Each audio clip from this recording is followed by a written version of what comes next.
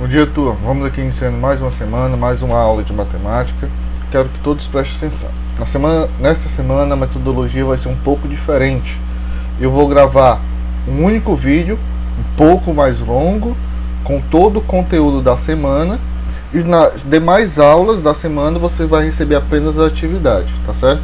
Então apenas nessa primeira aula da semana você vai receber um vídeo um pouco mais longo com todo o conteúdo. E nas demais aulas apenas as atividades referente a essa aula, certo? Então vamos prestar atenção para não ficar com dúvida.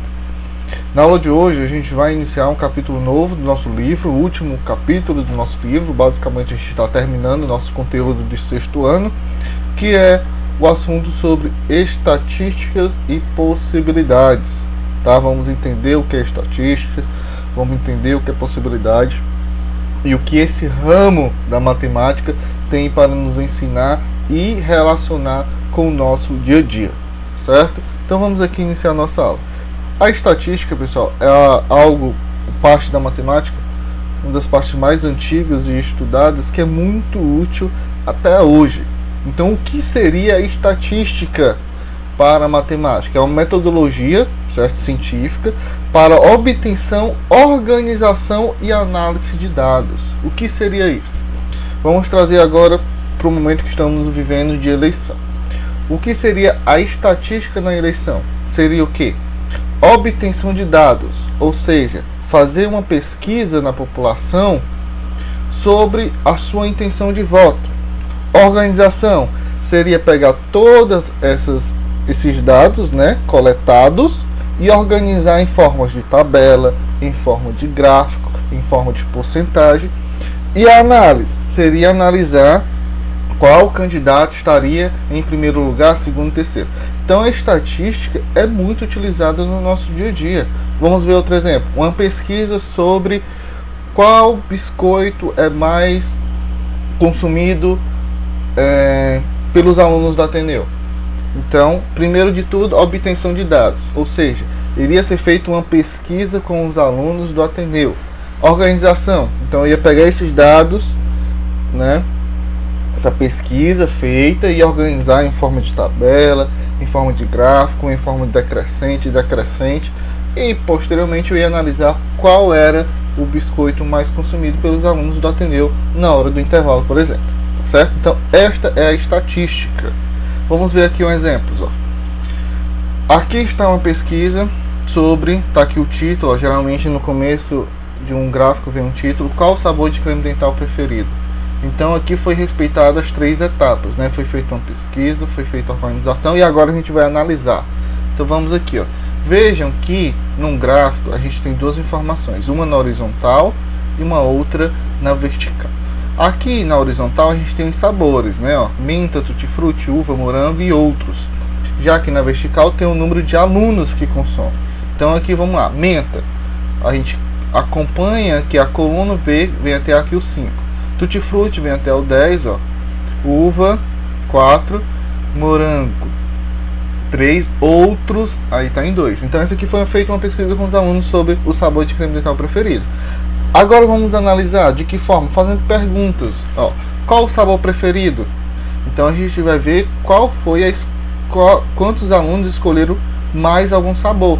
No caso aqui, ó, qual que está com a barra maior? Tutti-frutti, ou seja, 10 alunos escolheram tutti-frutti. Então o sabor preferido é tutti-frutti.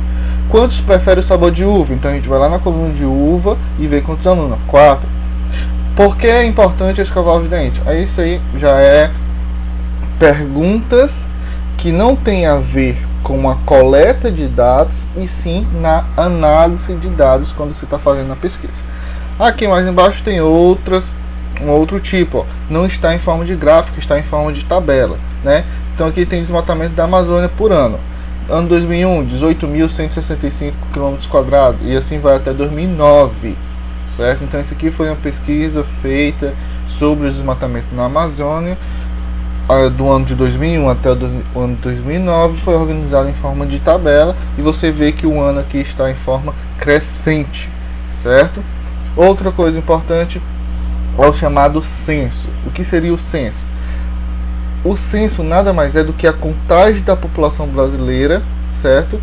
em vários aspectos. Geralmente se faz o censo, é feito pelo IBGE, né, que vai fazer uma pesquisa sobre a população brasileira, sobre alguns hábitos da população brasileira, e esse censo sai geralmente, né, aí você, a partir desse censo você tem diversas informações sobre a população brasileira. Então vamos seguindo. Então aqui é a coleta de dados. A gente viu ali alguns exemplos de forma organizada, em forma de gráfico e tabela. Vamos ver aqui a coleta de dados. Ela pode ser feita de duas maneiras, pessoal. De forma direta. O que seria essa forma direta? O entrevistador, né, o pesquisador, faz diretamente com a pessoa. Ou seja, ele sai em campo para realizar a pesquisa diretamente com a pessoa. E tem a forma indireta, né? Aí ele pega o que? O pesquisador recorre a documentos ou informações já publicadas, certo? Então ele faz essa utilização de informações já né, coletadas, já à disposição para fazer análise de dados. Então, forma direta, o pesquisador entrevista diretamente a pessoa. Forma indireta, o pesquisador recorre a documentos ou informações já publicadas ou coletadas anteriormente. Tá certo? E aqui tem que tipo de programa de TV você prefere, né? Então é uma forma de pesquisa, né? Quantos aparelhos de TV você tem em casa? Quantas horas por semana você assiste a TV? Então isso aqui é uma forma de pesquisa para coletar dados para fazer posteriormente uma análise estatística. Seguindo. Voltamos aqui para os gráficos. Nos gráficos, pessoal, você pode ter de algumas maneiras. Aqui eu vou apresentar para vocês gráfico de barras, que é o mais conhecido, que a gente viu naqueles exemplos e tem aqui também, né? Aqui o gráfico de barras, né? É o mais utilizado, por assim dizer, posso assim dizer, e é o mais fácil de interpretar. Ele pode vir de duas maneiras, né? Gráfico de barras horizontais, como está aqui, ó, as barras vêm na horizontal, certo? Por exemplo, é fácil leitura, ó, exportações brasileiras, Estados Unidos, aqui já tem o valor, então você liga diretamente. E tem o gráfico de colunas, como vocês podem ver aqui nesse exemplo, tá? Que aí nesse gráfico de colunas eu tenho duas informações, na horizontal e vertical, e para fazer a leitura eu tenho que interligar um ao outro. Vamos ver aqui um exemplo, né? Ó, o gráfico mostra os resultados trimestrais de produção de peças de vestuário durante um determinado ano de uma empresa.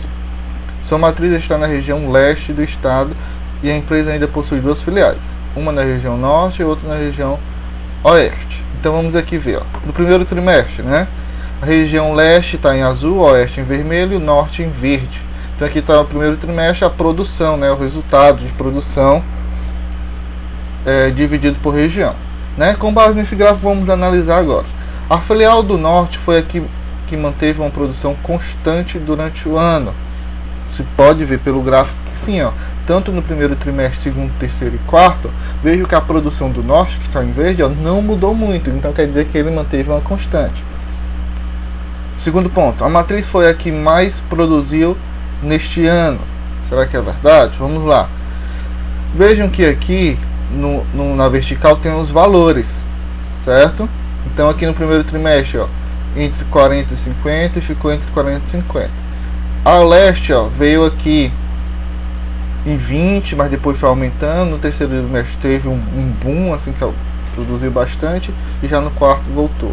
Então você tem que fazer essa análise para saber se essa afirmação é verdadeira ou falsa. Por último, o menor desempenho foi da filial leste. Será? Aqui nos primeiros, segundos e quarto trimestre a produção foi pouca, mas no terceiro foi um boom. Então você tem que fazer essa análise para saber se realmente foi, tá? Então aqui é só um exemplo de atividades que vocês vão fazer e como analisar essas informações tendo o gráfico em mãos, certo? Ok, a gente fez a coleta, fez a organização, fez a análise. Até aí tudo bem. Porém, existe uma maneira de organizar as informações e analisar de forma muito mais simples. Em vez de eu ter vários parâmetros para analisar, eu posso trabalhar com média. O que seria a média? Eu pego todos os valores que eu tenho coletado e faço uma soma matemática mais uma divisão para me resumir todos esses dados em apenas um número. A partir daí fica muito mais fácil analisar. Então vamos lá. como eu faço a média aritmética de uma sequência de dados, de uma sequência de notas, e seja lá o que for que eu esteja analisando. Então vamos ver aqui. Para mim realizar a média, pessoal, eu tenho que somar todos os valores que eu tenho e dividir pela quantidade de números que eu estou somando. Então vamos aqui, ó. Aqui eu tenho a média eu quero a média dos seguintes números, ó. 3, 12, 23, 15, 25. Como é que eu vou fazer a média? Eu vou somar todos esses números e dividir pela quantidade de números que tem. Vamos ver quantos números tem, ó. 1, 2, 3, 4, 5. Então eu somo todos esses números e divido por 5, como você pode ver aqui. Então eu vou pegar, ó, 3, o 12, o 23, o 15 e o 25, somar vai dar 78 e dividir por 5, que é a quantidade de números que tem. Quando eu dividir, eu vou encontrar o valor de 15,6. Então, em vez de eu trabalhar com uma sequência muito grande de números, agora eu vou trabalhar apenas com a média desses números, que é 15,6. Então, a média aritmética é extremamente importante. Na escola se usa muito, né? Durante o bimestre a gente faz provas, trabalhos, e a gente trabalha com a média dessas notas. Você pode ir mal em uma, mas na outra ir muito bem. Então essa compensa essa, né? Então a média, além de ser muito importante para a escola, dentro do ambiente escolar, é muito importante em diversas análises de dados no seu dia a dia. Tá bom? Então a média, de novo, você vai somar todos os números e dividir pela quantidade de números que a sequência possui. Tá? Então, nossa aula fica por aqui. Como eu falei para vocês, essa aula é um pouco mais longa, porque ela vai servir para as demais aulas dessa semana. Então só vai ter um vídeo hoje, e nas outras aulas dessa semana você vai receber apenas as atividades referente a esse conteúdo, certo? Então, pessoal, ficamos por aqui. Até próxima semana, próxima aula, né? Qualquer dúvida estou à disposição. Até mais.